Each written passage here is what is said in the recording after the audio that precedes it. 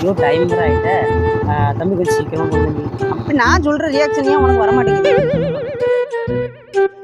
சரியா? நீ குடிகாரம் கிடையாது, நார்மலா இருக்கு. சரி நான்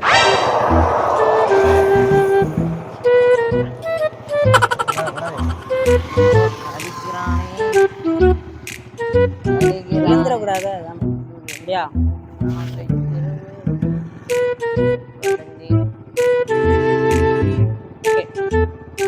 ரெடி